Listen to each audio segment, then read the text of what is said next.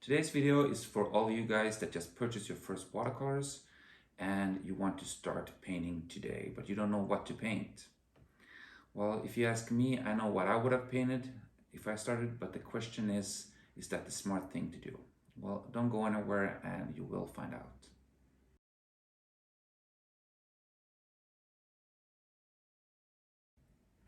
Hi there and welcome back to another video. If you're new to this channel, my name is koivumaa. I'm a full-time Swedish watercolor artist. And as I mentioned in the intro, this video is for all of you guys that just purchased your first watercolors and you're about to start and you don't really know what to paint. And if you would ask me if I would be in the same situation, I would probably set myself up for a huge disappointment by putting up a really high goal to start off with. I would probably Google some famous watercolor artists, figure out which is their best work and try to copy it. And that's probably not the best idea that you could do. So in this video, I'm going to give you some ideas what to paint when you start, just little things that you could do to learn how the medium works and take it from there. So I hope you guys will find this helpful and enjoy this video. So let's get this video started and see what happens. So here I'm sitting, I have my paints, my water, my brushes, and my paper. And I'm about to start and I'm really excited about doing my first painting. And I want to give you the advice not to set the bar too high when you start. And not focus that much on the final product. And having said that, in another way you could say it is try to play with the watercolors. Just experiment and have fun and learn how they work to start off and not focus that much on doing a masterpiece. So a good way to do that is having paper that is not too expensive. Maybe not start off with a huge, expensive, thick paper. Having something like this, like an art book, for example. This is Saunders Waterford, and has quite small paper, and it's perfect for doing experiments in, for example. So I'm going to use one paper here to do all these little experiments that I'm going to show you guys, and hopefully a few of those experiments are something that you want to try. And all of them, I think, are good techniques and experiments that will help you when you finally start painting real landscape paintings or urban scenes or whatever you want to paint. So I'm starting off by taking one of my smaller brushes because I really don't need a big area when I'm experimenting. One little area here and there is all I need. And when you're starting off, most of you probably don't have that many different pigments in your palette like I do. And honestly, you don't really need that many. You're quite well off when you're starting off by just having the primary colors to start off, which would be red, blue, and yellow. So I'm gonna use these three colors and actually create my own color wheel, because that is a great way to start. Because then you practice a little bit how to mix paints, and the final product is a color wheel that you might actually have used for later on when you're painting.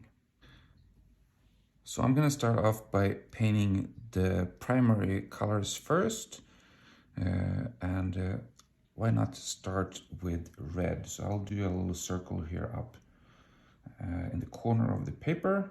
So we have some red over there. And then I'm going to clean off the brush completely, so it's completely clean. And then I'll take a second primary color, and that can be blue.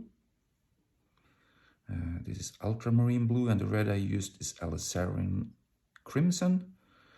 And a great way to get pigments to really mix really nice is using pigments that are quite transparent, because some watercolors are actually less transparent, which you would call opaque. And to mix those might be a little bit more difficult. And now I'm gonna add some yellow too, and that's the final primary color. And I have yellow here in another palette, and this is Aurelian, so I'm gonna use that here a little bit, like that, and then I'm gonna put it right there. So now we have these three primary colors here, and now the first exercise is to mix these with each other.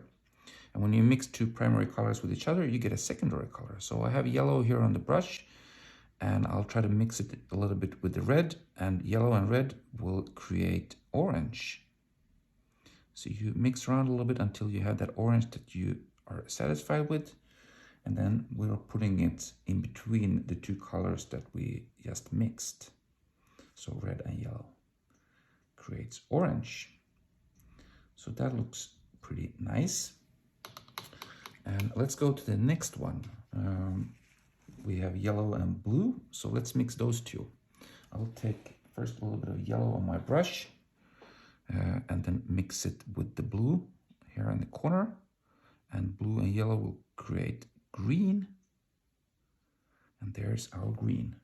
And put it in between those. Like that, another secondary color. And then the last secondary color that we're gonna do is to mix blue and red. So we have blue here and a little bit of red. And the nice part with painting small like this is that we don't have to use that much pigment. We're saving money when we're painting, when we're learning how to use this medium.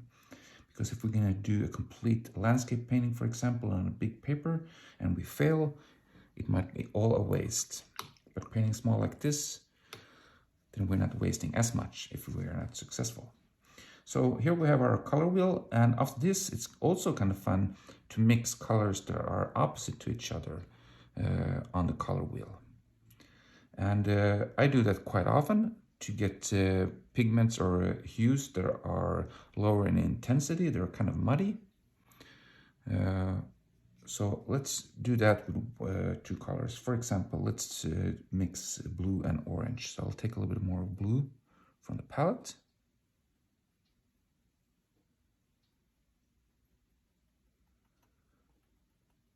There, and then I'll mix it with the orange, and then I can do a line in between those, and as you can see, the line is quite muddy. It's pretty much gray.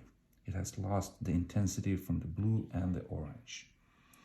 So this is a great thing to do, mixing colors like this, and why not do a color wheel and just experimenting and having fun. And this is also something that will help you when you're doing your landscape paintings later on.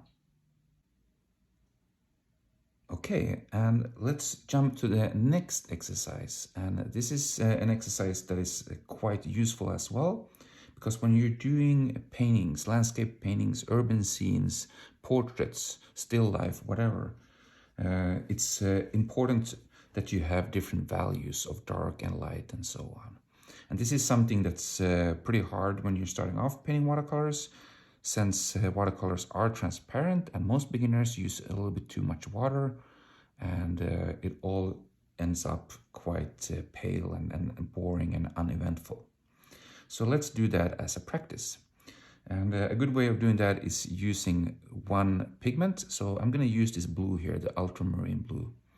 And over here I have some paint already, and I'm going to add a lot of water to the brush and move around like this. And a lot of water and a little bit of pigment will end up with a quite light value like this.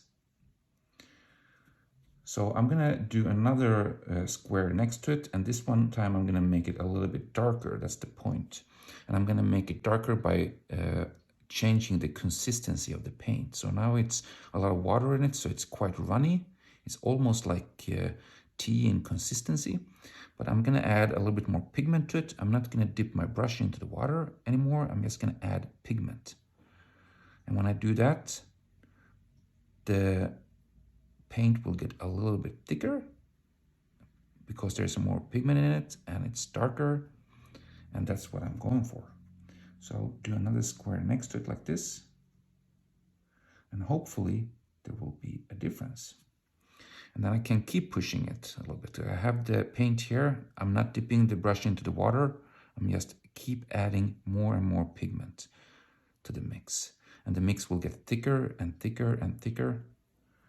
And when it gets thicker, there's more pigment, and more pigment means that it's darker in value, just like that.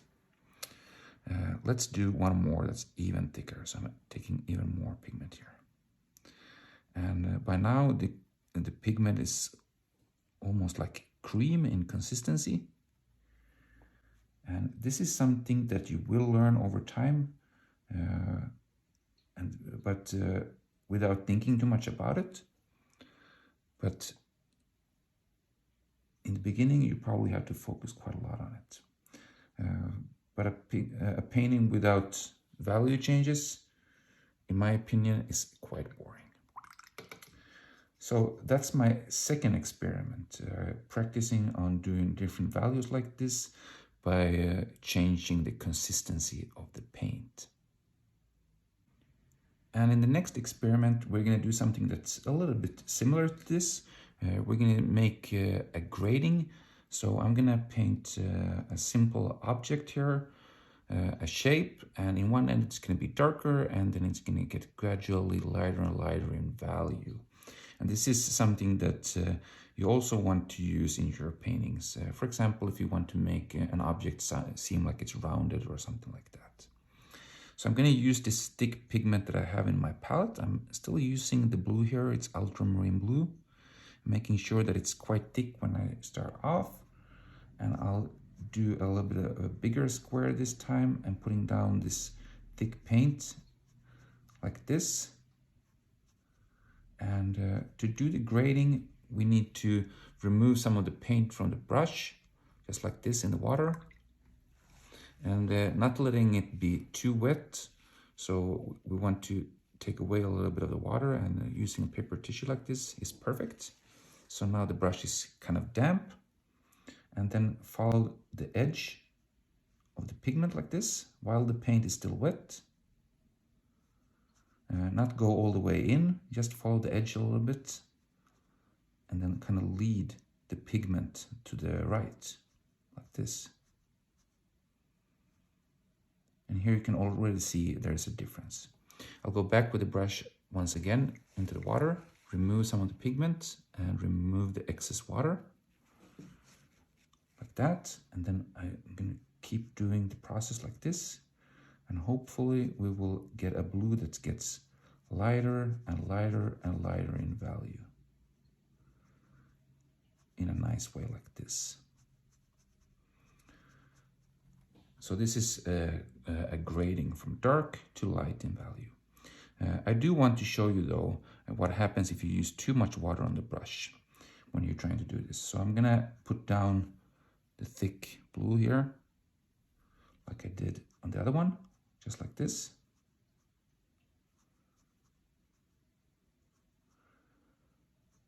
And I'm gonna remove the pigment from the brush one more time, but this time I'm gonna let the brush be very wet, so it's dripping water from it pretty much.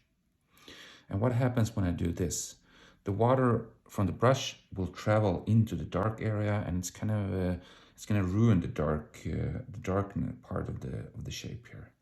So I'm gonna just do real careful. I put it down here, and you can, well, it's kind of hard to see, but the water has traveled into this area and made it diluted. And you will probably get a grading in one way or another, but it's not going to be as effectful as this one because the water is all over right now. So make sure that you remove some of the excess water from the brush when you do this exercise, the grading. Okay, so there you have a few exercises, and let's continue because I have a few more that I'd like you to try. This time I'm gonna paint a circle. Why not? Something else, something different.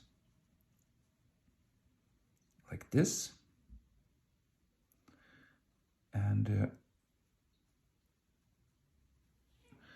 one way of practicing mixing paint, like we did in the beginning, we mix the paint in the palette, but sometimes it's quite effective in a painting when you mix the painting on the paper. So let's add a little bit of red in one end. So I'm cleaning off my brush completely here, so I have pretty clean paint that I'm going to add. And red and blue together will create purple. but I'm going to mix that straight on the paper here. Let's see. While the paint is still wet.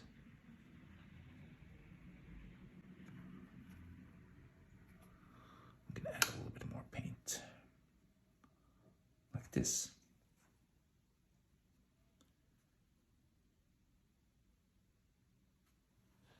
And here you can see that I've done the same thing as I did over here, but I'm mixing the paint straight on the paper. And sometimes that is what makes a watercolor really stand out, when you have elements in the painting that has little details like this, where the paint can kind of mingle with each other on the paper. So you're kind of mixing the different pigments on the paper just like this. And I'm gonna let this dry so you guys can see what it looks like by the time it's dried. And to speed up the process a little bit, I'm gonna use a hairdryer. And now the circle is completely dry. And now you can see the beautiful effect of the different pigments mingling with each other and making this from a kind of a boring circle to almost looks like a planet or something like that. And since this is dry, I'm gonna show you one more technique that you could do, or actually I'm gonna show you two different techniques. The first technique that I want to show you is if you look at all these things that I painted here and look at the edges on all of them, they all have a sharp edge to them. And this is something that comes natural when you paint watercolors. Every element that you paint, and after it dries like this, when you're doing it on dry paper, you will have a sharp edge around it. But this is something that you can adjust afterwards by softening some edges. So I'm gonna take this brush, dip it into water, and like the first time, I'm gonna try to remove some of the excess water because I don't want it to be too wet. Just like this with a paper tissue like this. So the brush is damp, and then I'm gonna follow the edge a little bit like this. And you can take the paper tissue as well.